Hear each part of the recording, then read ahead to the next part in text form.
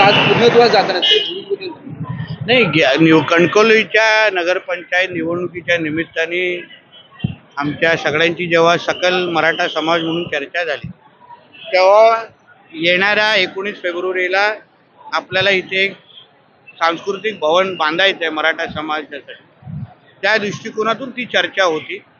वर्षानुवर्ष आमच्या कणकवलीमध्ये ती एक सांस्कृतिक भूमी आहे आणि चांगल्यातले चांगले कलाकार ह्या मातीने घडलेले आहेत आणि म्हणून मोठ्यातलं मोठं नाटक आणि मोठ्यातल्या मोठे मराठी कलाकार जे थिएटरमध्ये काम करतात, नाटकामध्ये काम करतात, ती लोक आपल्या कणकवलीमध्ये यावे आणि त्याच्यामुळे आपल्या सांस्कृतिक परंपरेला पण भर पडेल.